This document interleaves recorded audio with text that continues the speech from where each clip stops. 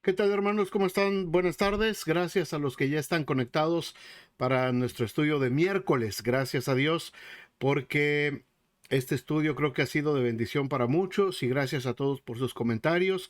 Les voy a pedir un favor, hermanos, los que se van añadiendo, los que van viendo el estudio, pongan nomás el like, por favor, un like para que, como un pase de lista, vamos a hacer para saber al final quiénes nos están siguiendo en este estudio. Es interesante para fines de estadística de nuestros programas que tenemos aquí a través de la Iglesia Vida Nueva. Gracias a todos nuevamente, hermanos, como les digo, los que se han estado conectando puntualmente, los que ven después. Yo sé que por cuestión de horario algunos se conectan después y ven los capítulos de estos estudios. Espero que sean de mucha bendición y gracias por sus comentarios. Como siempre, si queda alguna pregunta, alguna duda, por favor no duden en escribirla ahí y en cuanto yo la vea, por favor yo les voy a contestar alguna duda que tengan. Pues vamos a orar, hermanos. Tenemos ahora nuestro tema número 5 todavía de el libro de Ageo, hablando acerca de el cuarto mensaje ya de este libro de Ageo. Son 5 mensajes que tiene el profeta Ageo y vamos a hablar del cuarto mensaje que nos habla acerca de una palabra muy bonita que a todos nos gusta, que se llama bendición. Todos queremos las bendiciones de Dios, así es que vamos a hablar de ese tema hoy. Vamos a orar. Padre, muchas gracias por este tiempo que nos regalas, gracias por cada familia que está conectada, Señor, alrededor de este estudio. Permite, Señor, que pueda ser claro, que pueda ser entendible y que, como siempre, Señor, podamos aprender acerca de los principios espirituales que están detrás de la historia de lo que estuvo pasando en el tiempo de la reconstrucción, cuando el profeta Ageo estaba trabajando, cuando estaba ministrando, hablando de tu parte, en este tiempo particular de la historia del pueblo de Judá. Muchas gracias, Señor, por este tiempo y gracias por cada familia. Bendice tu palabra en nombre de Jesús. Amén. Amén. Bueno.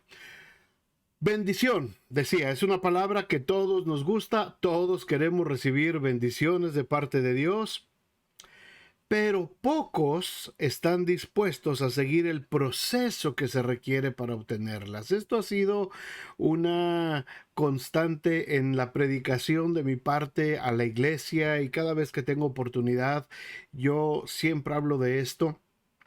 Veo mucha gente que en las redes sociales constantemente está compartiendo mensajitos y promesas de la Biblia.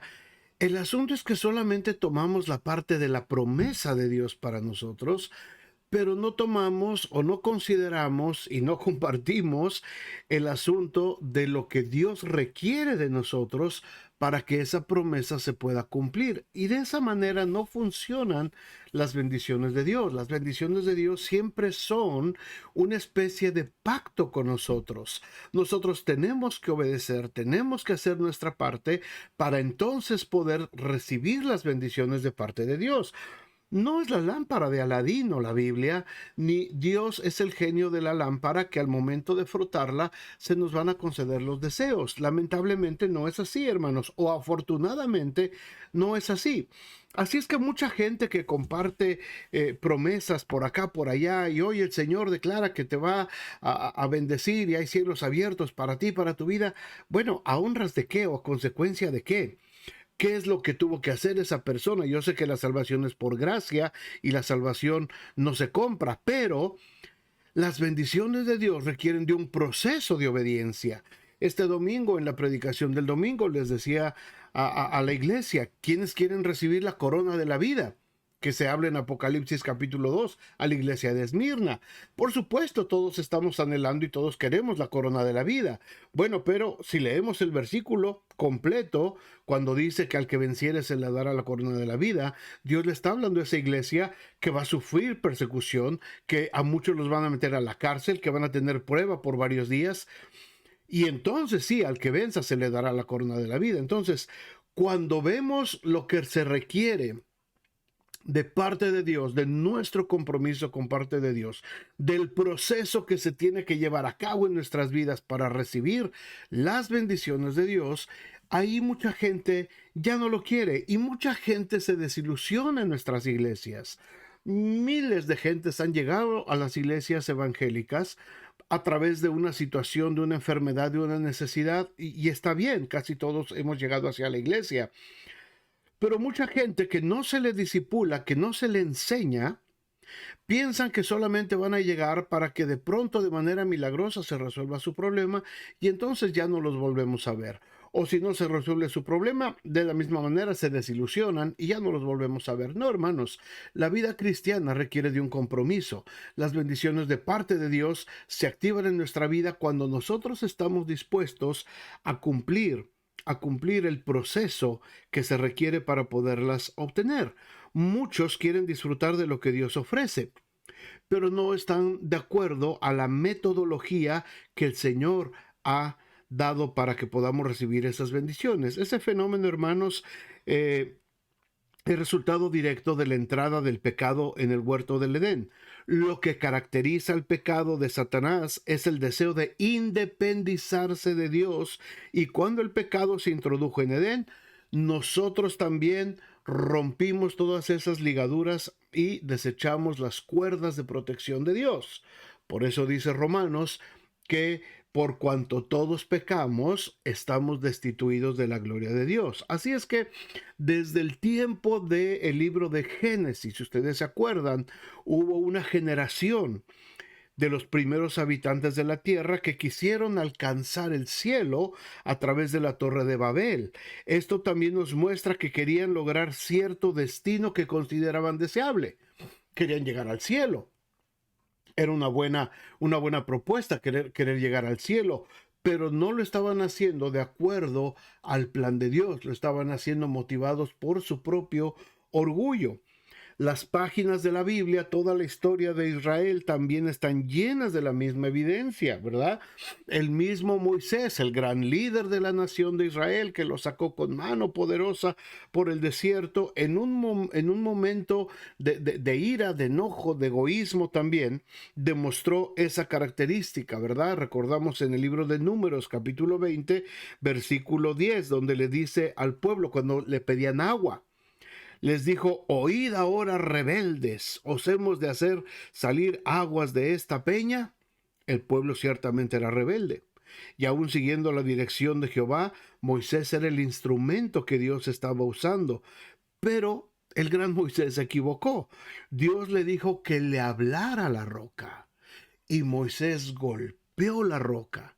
Y esto fue lo que le ocasionó a Moisés que no pudiera entrar a poseer la tierra prometida, además de que ya estaba viejo y cansado. Eran muchos años de estar batallando a esta generación rebelde y contumaz en el desierto, y ya Moisés también estaba muy cansado. Así es que en ese momento de egoísmo, de ira, pues quedó destituido también del privilegio de entrar a la tierra prometida, ¿verdad?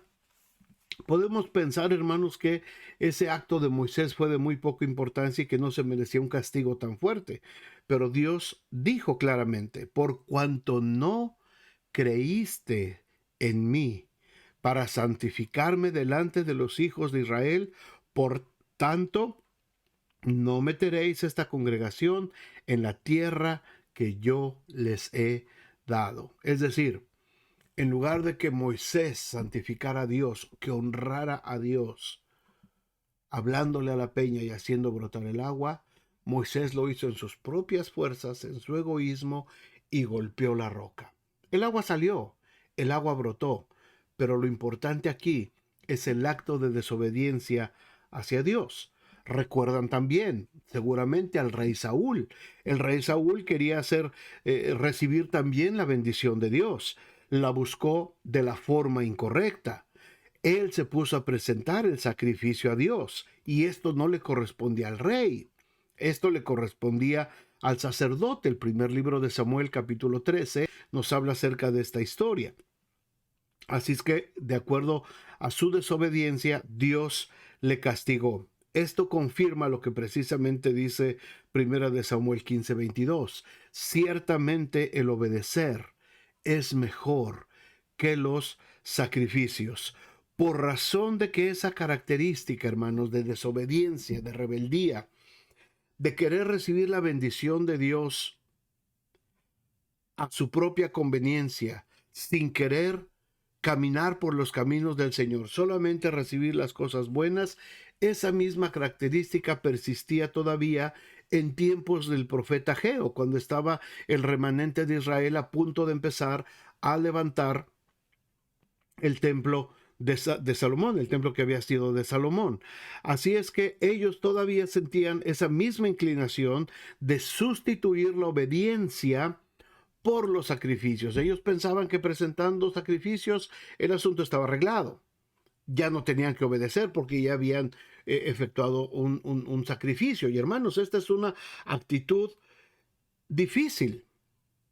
Es una actitud de rebeldía.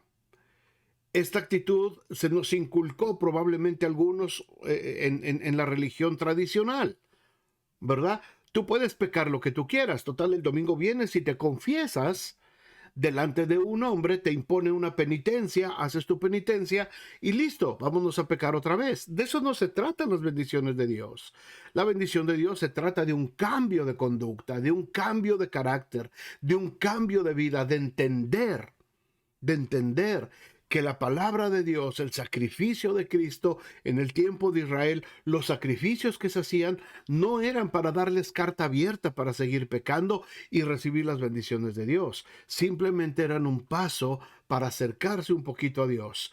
Pero la obediencia siempre ha sido demandada por Dios. Así es que en ese marco, hermanos, es que viene el cuarto mensaje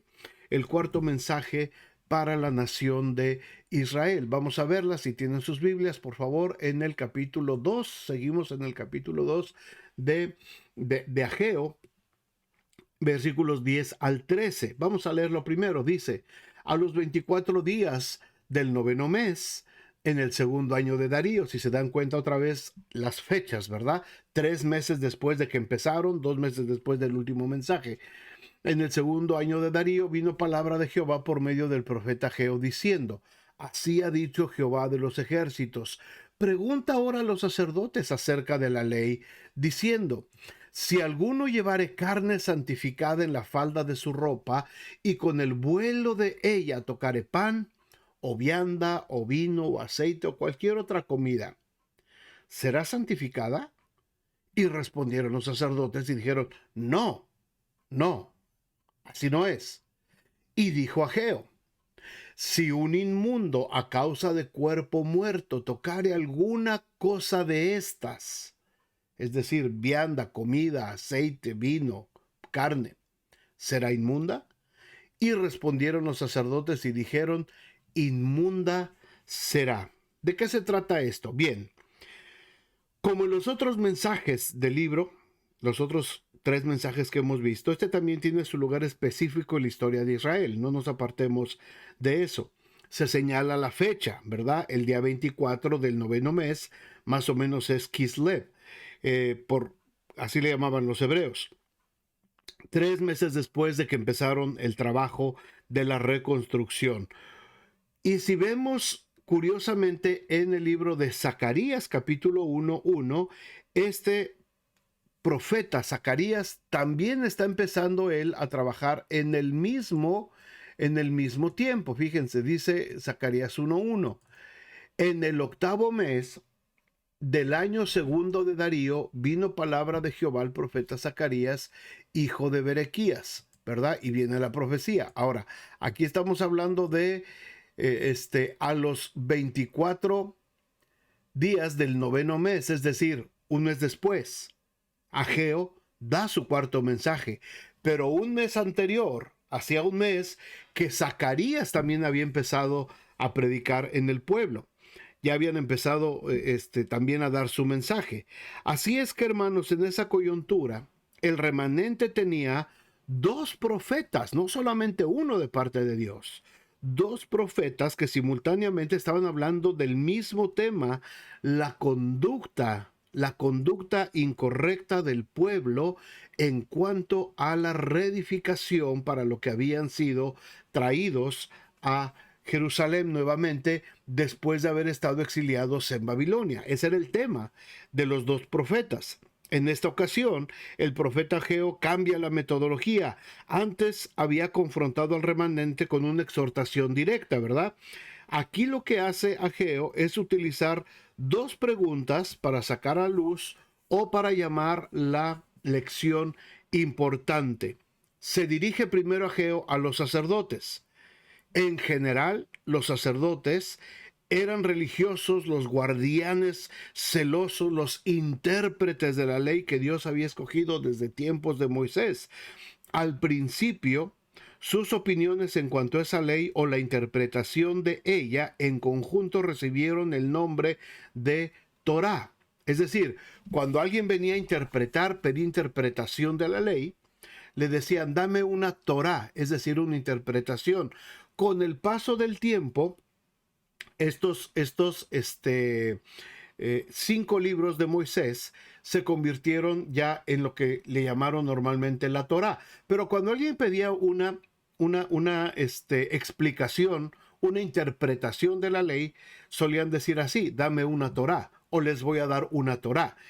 En ese contexto, ahorita yo les estoy dando una Torá, es decir, les estoy dando una explicación del pasaje que estamos estudiando. Eso solamente como dato curioso para que lo entendamos cuando lo lleguemos a escuchar, ¿verdad? Así es que viene la primera pregunta en el versículo 12. Les hace esta pregunta: si alguno llevare carne santificada en la falda de su ropa, y con el vuelo de la ropa tocare pan o vianda o vino o aceite o cualquier otra comida, ¿será santificada? Es decir, lo que les está preguntando es, ¿la santidad se contagia? Si hay algo santificado y tú lo tocas, ¿ya te santificaste? Si tú te estás santificando y tocas a una persona, ¿ya le pasaste la santidad? Si tú consagraste algo al Señor y eso que consagraste al Señor toca cualquier otra cosa, ¿ya está santificado?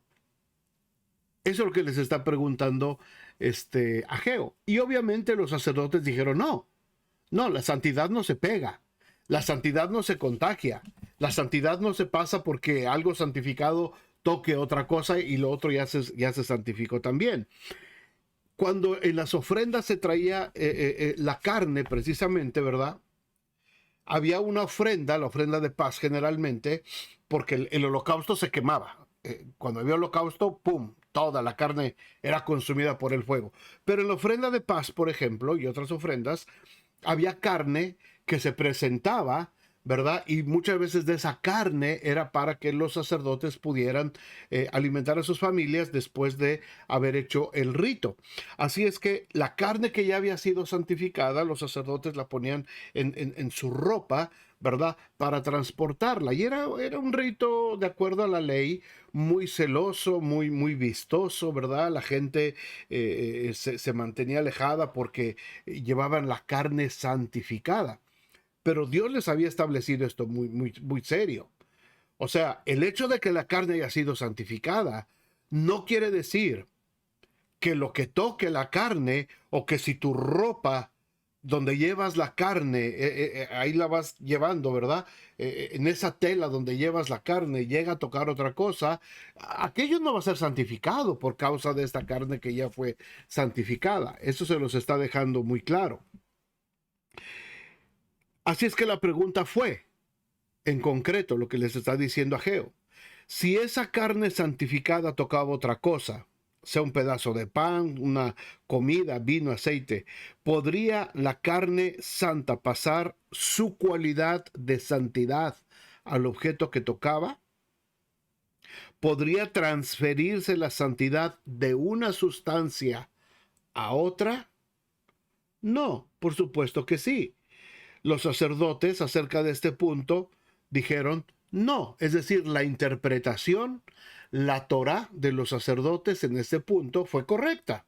Ellos dijeron no, por supuesto que no va a suceder esto.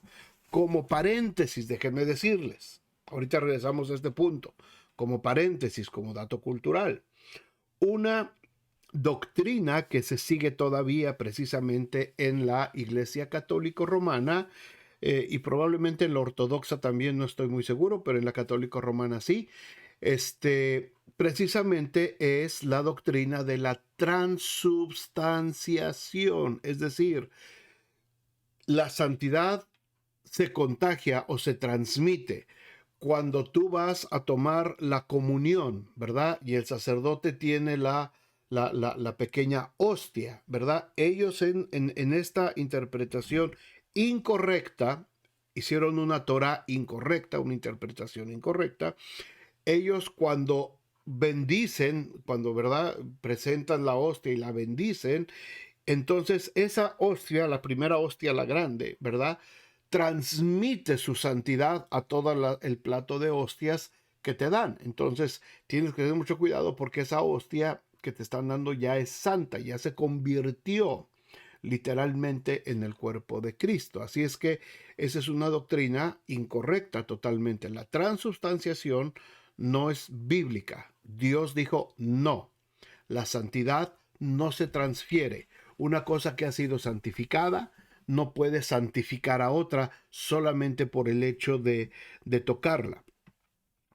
La segunda pregunta que hace entonces aquí inmediatamente el profeta Ageo en el versículo 13 les dice, ok, por otro lado, ¿qué sucede si un inmundo, a causa de que tocó un cadáver, tocó a un muerto, toca con las manos con las mismas que tocó al muerto, toca el pan, el vino, las viandas, el aceite? ¿Qué pasa si con esa mano, con la que tocó un muerto, toca las cosas?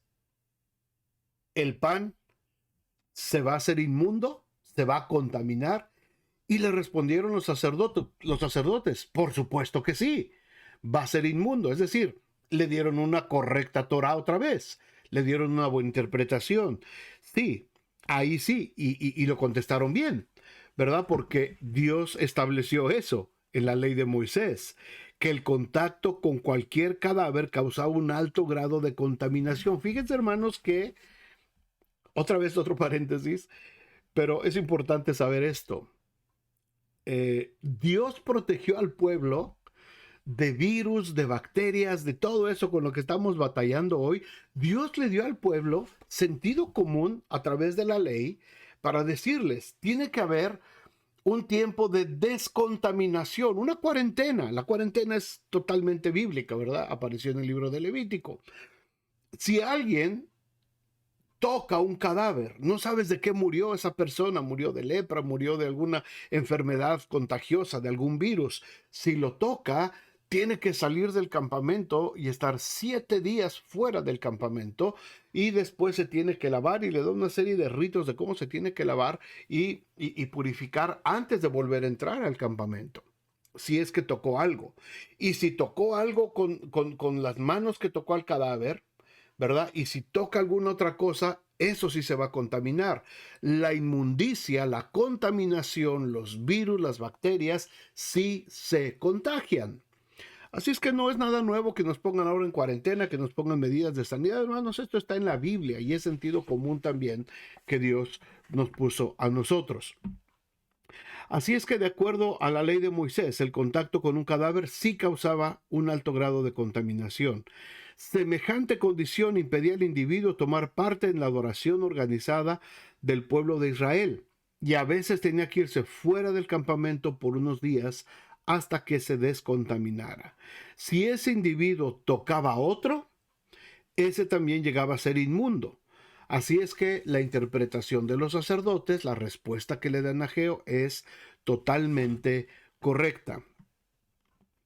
En resumen, las preguntas y sus respuestas sacaron a la luz, uno, que la santidad no puede pasarse de un objeto a otro o de una persona a otra. En cambio, la inmundicia sí es contagiosa. Entonces el propósito de las dos preguntas o las dos ilustraciones que les hace el profeta Ageo era hacer ver al remanente que la santidad del templo o de las piedras del templo no se podía transferir a la gente que estaba trabajando. El hecho de haber estado trabajando en una obra santa no santificaba al obrero. El pueblo seguía rebelde, el pueblo seguía desobediente, el pueblo seguía perezoso, apático hacia la obra que Dios les había llamado y por el cual Dios les había hecho volver de Babilonia. Y ellos pensaban que al estar tocando las piedras del templo, su vida ya estaba santa otra vez. Y ellos seguían desobedeciendo y seguían todavía con las cosas paganas, pensando que la santidad se les estaba pegando. No, Señor, no era así. No funciona así en la obra de Dios. Por trabajar en la obra, no somos santos. Yo no soy más santo por ser pastor. Un líder de la iglesia no es más santo ya porque es líder de la iglesia, ya alcanzó mayor santidad. No, somos santos cuando obedecemos la palabra de Dios. No importa si eres nada más miembro de la iglesia y llegas a sentarte el domingo o eres el pastor principal de la iglesia. Lo que importa delante de Dios es tu grado de obediencia. Eso es lo que nos santifica, lo que nos aparta, lo que nos hace ser dignos de la obra de Dios. Cuánto obedecemos al Señor. Ya el Señor murió por nosotros, por supuesto. El Señor ya nos dio la salvación, la vida eterna. Él es el que nos santifica a través de su palabra. Cuando Jesús lavó los pies de los discípulos, ¿se acuerdan? Pedro dijo, no, Señor, yo no voy a permitir que tú me laves a mí los pies. Y le dijo el Señor, Pedro, si no te lavo los pies, no tienes parte conmigo. Ah, Señor, entonces lávame todo. Y dijo el Señor, no, tampoco es así, porque ustedes ya fueron limpios por medio de la palabra que yo os he hablado. Hermanos, la palabra de Dios todos los días nos santifica. La palabra de Dios todos los días nos limpia. Cristianos que no están expuestos a la palabra de Dios todos los días están en grave riesgo de contaminarse con la inmundicia del mundo. Pero la palabra de Dios nos limpia y nos santifica. Espero que puedan decir amén conmigo. La palabra de Dios nos santifica. Versículo 14, ¿qué es lo que responde el profeta?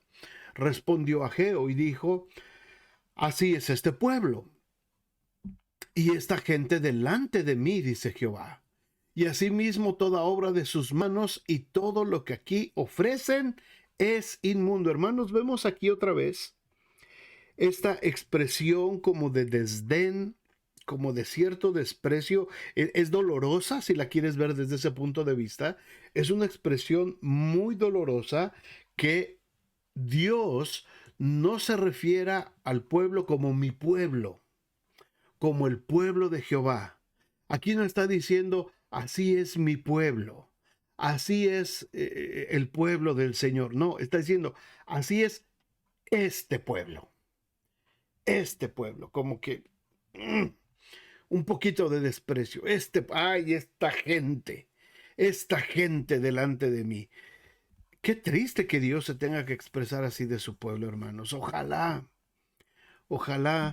Dios nunca se haya tenido que referir a nosotros de esa manera. Quizás no lo hemos escuchado, ¿verdad? Y no sabemos cómo Dios habla ahí cuando está con todos los ángeles ahí en el cielo. Pero ojalá el Señor nunca se refiera a nosotros así, nos siga diciendo, ay, mi iglesia, ay, ahí va mi iglesia, ahí va mi pueblo, ahí va. Pero cuando el Señor dice, así es este pueblo y esta gente delante de mí, es triste esta expresión.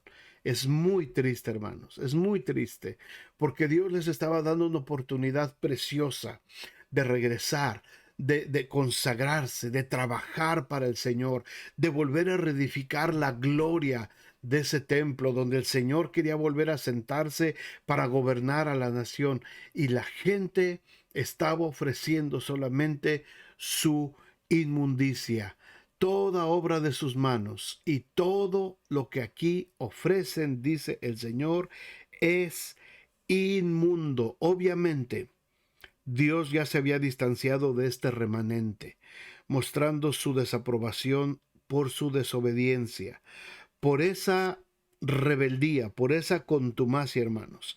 El remanente se había contaminado a sí mismo o había llegado a ser inmundo de acuerdo a la ilustración anterior que les hace el profeta Ageo.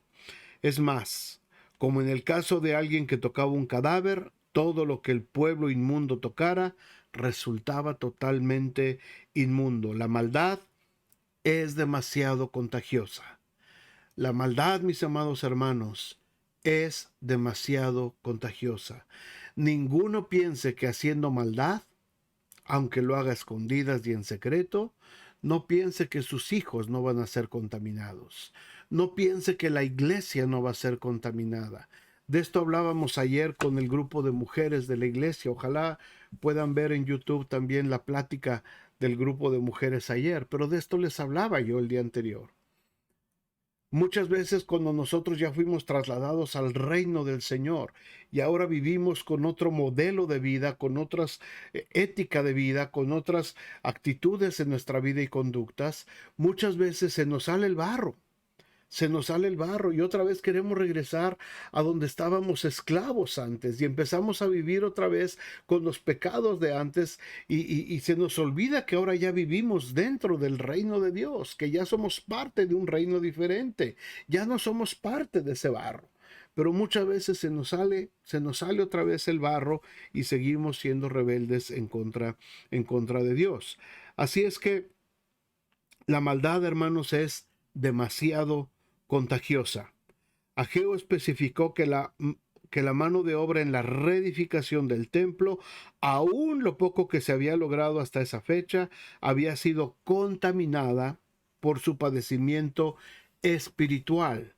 Sus ofrendas de igual manera resultaban inmundas porque estaban contagiadas por la desobediencia. ¿Se acuerdan ustedes de la historia? Es parte de la mitología griega. Había un rey llamado Midas, que uno de sus dioses, ¿verdad? Esta es una historia, es una leyenda, no fue verdad, por supuesto, pero contaban ellos eso, que uno de sus dioses, al dios Baca, le pidió que todo lo que él tocara se convirtiera en oro. Eso pidió el rey Midas, ¿verdad? En su egoísmo, en su avaricia. Y efectivamente, se lo concedió este Dios y todo lo que él tocaba se convertía en oro. Y estuvo muy feliz. Todo lo que agarraba, todo lo que tocaba, agarraba una manzana y se convertía en oro, y tocaba un racimo de uvas y se convertía en oro. Todo estuvo bien las primeras horas. El problema fue cuando le dio hambre y tuvo que comer. Y al momento en que se acerca a su comida y la toca, la comida se convierte en oro. Y todo lo que quería ya no podía comer, porque todo lo que tocaba en sus manos se convertía en oro y lo que tocaba su cuerpo se convertía en oro. Así es que el pobre hombre tuvo que morir, a pesar de que tenía todo el oro del mundo, ¿verdad? Por supuesto que ese relato es ficticio, es una historia, es parte de la mitología griega. En cambio, lo del pueblo en tiempos de Ageo es histórico y es verídico. Las obras que hacían se vieron afectadas o contaminadas por su condición espiritual. Hermanos, es posible estar bastante activos en la obra de Dios. En Ageo, por ejemplo, era reedificar el templo. Pero tú puedes ser líder, puedes ser pastor, puedes ser consejero de la iglesia, puedes ser maestro de niños, puedes ser ujiere, decán, músico, director de un ministerio, en fin, puedes tener alguna actividad. Y aún así, podemos tener las manos metidas en las cosas sagradas, ¿verdad? Y todavía ser desobedientes. Una buena obra puede contaminarse con un corazón desobediente y un espíritu contumaz. Los que tardaron tantos años en poner manos a la obra, fueron contaminados por su desidia, por su apatía. Los años de no hacer la prioridad de Dios dejaron su mancha en la vida. Los que trabajan de mala gana contribuyeron más a la ruina que a la reedificación. Para disfrutar de la completa bendición de Dios, el creyente tiene que asegurarse de eliminar la contaminación tan contagiosa del pecado. Tenemos que limpiar la iglesia. Como les digo, esto lo hablábamos ayer con las hermanas en su reunión de mujeres. La iglesia se tiene que limpiar de todo este tipo de cosas, porque muchas veces con nuestras actitudes vamos contaminando poco a poquito la obra de Dios. Y de pronto mucha gente se expresa mal de la iglesia y nosotros decimos, ay, es que están locos y no les hagas caso. Espérame, si alguien habla mal de la iglesia es porque la iglesia probablemente se ensució, se contaminó y la tenemos que limpiar, la tenemos que santificar a través de la obediencia, a través de lo que Dios está haciendo, a través de su palabra en nosotros. ¿Cuáles son las consecuencias de la maldad? Vamos a ver versículo 15. Dice, ahora pues, meditad en vuestro corazón, desde este día en adelante, antes que pongan piedra sobre piedra en el templo de Jehová. Por tercera vez aquí, el profeta exhortó al remanente usando la expresión, meditad en vuestro corazón. Este término exigía una consideración cuidadosa. El remanente estaba sufriendo las consecuencias de su desobediencia y estaba pagando el precio de su demora. Se estaban tardando mucho en algo que debían de haber ya terminado. Se estaban tardando por desobedientes, porque estaban más atareados construyendo sus casas, estaban más atareados tratando de hacer sus propios business y sus propios negocios, y estaban descuidando la obra de Dios. El profeta, bajo la dirección de Jehová, quería que el pueblo se detuviera a considerar y a tomar muy en serio la situación. A lo mejor tenían que preguntarse a sí mismos, ¿por qué estamos en tales condiciones? ¿A qué se deben las circunstancias tan adversas por las que estamos pasando? ¿Verdad? Tenían ellos que decidir, tenían que ver qué es lo que estaba sucediendo en ese momento en ellos, por qué estaban pasando por esa situación.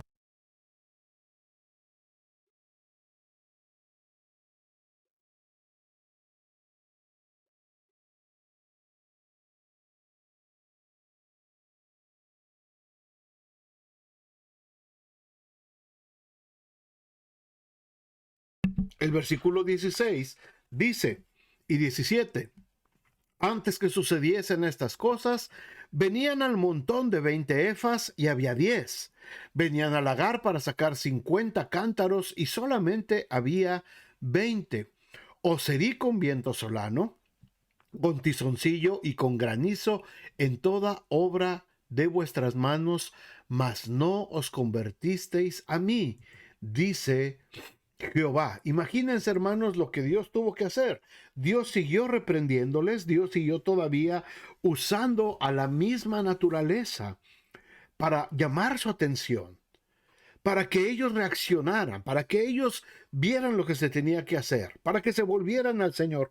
Muchas veces, hermanos, nosotros vemos fenómenos naturales, situaciones que suceden alrededor de nuestras vidas, y a veces decimos, pues son cosas de la naturaleza, eso solamente pasó. Pero muchas veces, si nos fijamos detenidamente, hermanos, muchas veces las cosas coinciden con que Dios nos está llamando la atención, con que Dios está haciendo las cosas para que nosotros nos demos cuenta de algo que estamos haciendo mal. Dios es el creador de toda la naturaleza y Dios sigue controlando la naturaleza hasta nuestros días. Dios sigue teniendo poder sobre la naturaleza y Dios puede usar la naturaleza como usó el pez cuando tuvo que usar a ese gran pez para tragarse a Jonás y regresarlo para que se fuera a cumplir con su trabajo. Dios puede usar la naturaleza para reprendernos. Dios puede usar la naturaleza para llamarnos la atención. No sabemos si Dios usó este virus tan letal que ha destruido a tanta gente en esta temporada, al coronavirus, al COVID, para que reaccionemos. Muchos no habían quizás considerado o habían tenido en poco la bendición tan grande de poder tener un templo, una iglesia, un lugar de reunión donde llegar con su familia y donde buscar la presencia de Dios. Y de pronto todos los templos en todo el mundo se tuvieron que cerrar y mucha gente se quedó pensando, wow, qué tan importante era la casa de Dios. Obviamente y lamentablemente a mucha gente no le importó. Y mucha gente, qué bueno, ya no hay iglesia, pues vámonos entonces a disfrutar por acá, por allá. Y mucha gente, después de que los templos han abierto, mucha gente ya no regresó a la iglesia. Mucha gente prefirió andar en sus caminos. Dios envía a la naturaleza. Dios nos prueba a través de la naturaleza. Dios sigue usando su mano disciplinadora a través de diferentes fenómenos para que nos volvamos al Señor, para que reconozcamos nuestros caminos delante de Dios. Dice el Señor, os herí con viento solano, con mucho calor, con tizoncillo, con granizo en toda obra de vuestras manos. Les destruí sus cosechas. No los dejé que cosecharan lo que tenían que cosechar. Les estorbé. Y ustedes no se convirtieron a mí. ¿Cuántas cosas han sucedido en nuestras vidas, hermanos? ¿Cuántas cosas que nosotros pensamos, bueno, esto es algo normal, es algo natural, una crisis, una enfermedad, cayó una tormenta, medio te despedazó la casa, vino una inundación, o sea, algo sucedió, algo sucedió. Un alimento de pronto empezó a escasear en los supermercados, tan acostumbrados que estábamos a ir a agarrar lo que querramos, y de pronto nos dimos cuenta que muchas cosas no estaban en los anaqueles y no siguen estando todavía porque hay escasez en muchos lados de muchas cosas. Y nosotros pensamos, es la economía, es esto, es la naturaleza, fue el desastre natural, fue acá, fue allá, es falta de esto, es la política. Y no hemos considerado que muchas veces estos pequeños detalles, hermanos, en nuestras vidas, es Dios mismo que nos está llamando para que nos convirtamos de nuestros malos caminos, para que dejemos de pensar que podemos estar en la iglesia o queriendo pretender estar en la iglesia sirviendo a Dios cuando nuestro corazón está por otro lado. Cuando hemos sido desobedientes al Señor, cuando no hemos apreciado en su justa dimensión lo que significa la salvación que Dios nos ha dado, cuando no estamos comprendiendo lo que Dios nos ha dado a nosotros. Os herí con viento solano. Les mandé todo eso y ustedes no se convirtieron a mí. Una palabra fuerte, una palabra para pensar, una palabra de exhortación. Pero como siempre les he dicho, cuando Dios habla fuerte, cuando Dios reprende a su pueblo, siempre, siempre, invariablemente, Dios presenta otra opción. Dios después de eso dice, yo los quiero bendecir. Yo quiero estar con ustedes. Yo quiero ayudarles. Si ustedes vuelven su corazón a mí. Versículo 18 dice, nuevamente otra vez el profeta, meditad pues en vuestro corazón desde este día en adelante. Y les da la fecha exacta. Desde el día 24 del 9º mes. Desde el día que se echó el cimiento del templo de Jehová, meditad pues en vuestro corazón.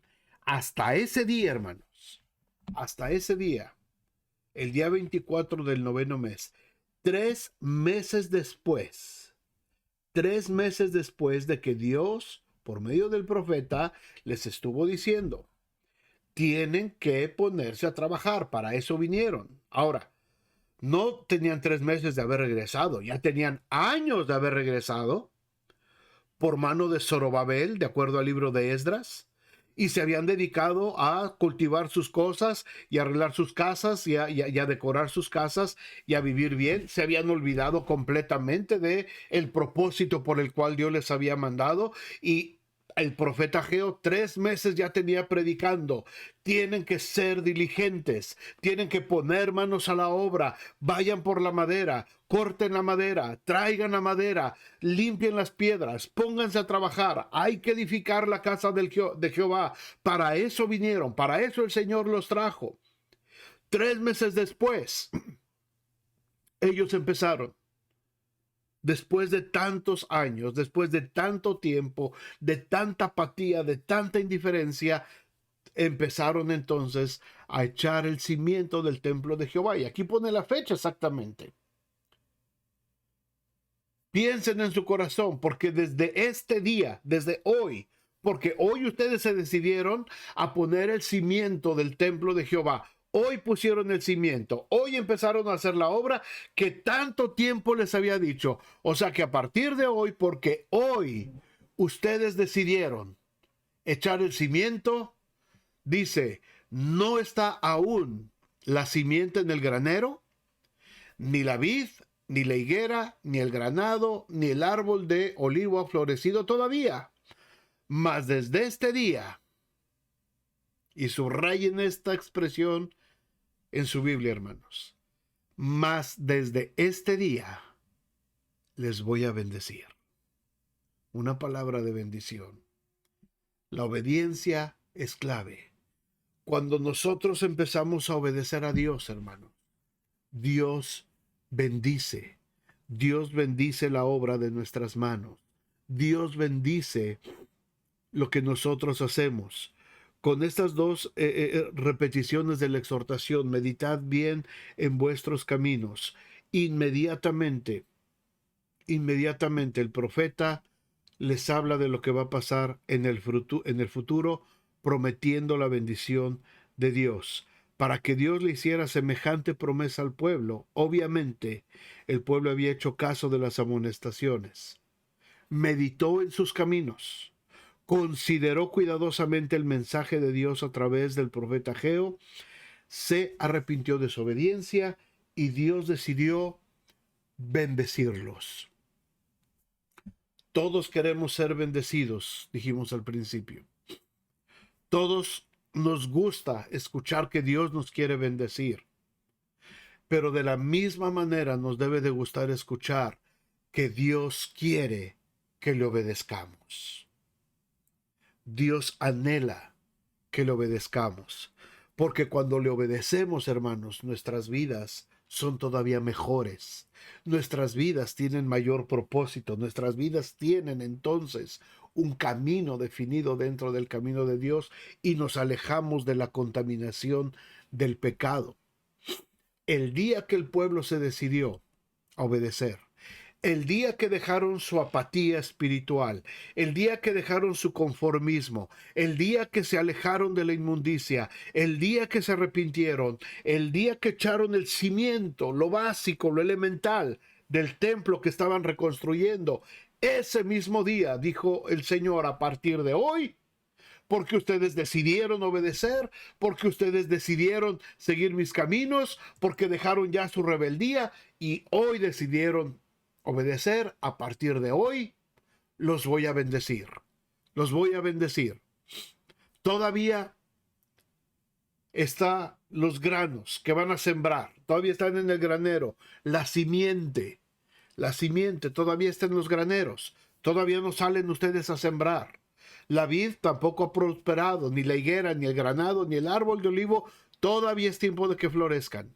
Y no han florecido. Ha habido sequía. Se les han echado a perder. No han tenido lo indispensable. Pero a partir de este día, los voy a empezar a bendecir. Hermanos, a veces las cosas no salen como nosotros queremos que salgan. Y no salen. Y no salen. ¿Por qué? No hemos obedecido a Dios. Queremos la bendición de Dios. ¿Quieres la bendición de Dios para tu vida? ¿Quieres la bendición de Dios para tu familia? Queremos la bendición de Dios para nuestra iglesia. Hermanos, empecemos a obedecer la palabra de Dios. Pongamos manos a la obra. La obediencia siempre va a ser mejor que los sacrificios. El prestar atención es mejor que la grosura de los carneros. Fue una lección muy dura que tuvo que aprender Saúl y le costó el reino. Pero Dios no se equivoca. Y cuando Dios nos manda a obedecer, es porque Él sabe qué es lo que nos conviene a nosotros. Una vida de obediencia a Él. Amén. Amén. Vamos a orar. Padre, muchas gracias. Gracias, Señor, por este tiempo. Gracias, Señor, porque nos das la oportunidad, Señor, de conocer tu palabra. Y nos das, Señor, la oportunidad de obedecer tu palabra. Señor, muchas veces hemos sido rebeldes, desobedientes. Y tú nos has hablado de muchas maneras. Han venido quizás situaciones difíciles en nuestra vida, calamidades. Hemos sufrido de situaciones adversas y a veces pensamos que son cosas naturales de la vida, pero si meditamos bien en nuestros caminos, muchas de esas cosas fueron para llamarnos la atención y para corregirnos y para poder decir, Señor, perdóname, te desobedecí. Pero ahora quiero, Señor, obedecerte. Y voy a echar el cimiento de lo que tú me dijiste que tenía que hacer. Y empezaré a construir lo que tú me dijiste que tenía que construir. Y voy a dedicarme, Señor, a obedecer tu palabra. Entonces, tu bendición vendrá sobre nosotros. Tus bendiciones nos alcanzarán. Y las promesas de tu palabra serán una realidad cuando nosotros aprendamos que la obediencia viene primero que la bendición. Gracias, Señor, por esta tarde y gracias por cada uno de mis hermanos que están conectados en esta tarde. Gracias, Señor. Derrama de tu bendición sobre cada hogar en nombre de Jesús. Amén. Amén. Pues muchas gracias, hermanos. Gracias a los que están aquí en Estados Unidos. Mañana es Día de Acción de Gracias. Que el Señor les bendiga mucho. Estén en la familia. Recuerden que lo más importante es agradecerle al Señor por todas sus bendiciones. Y mañana aquí por este mismo Facebook Live y por YouTube, voy a compartirles un breve mensaje de acción de gracias. Ojalá nos puedan acompañar mañana a las 5 de la tarde, hora del este. Que Dios les bendiga mucho, hermanos, y también los de aquí de casa. Nos vemos el domingo con el favor de Dios en nuestra siguiente reunión. Que el Señor esté con ustedes, hermanos. Muchas gracias y hasta la próxima transmisión. Dios les bendiga.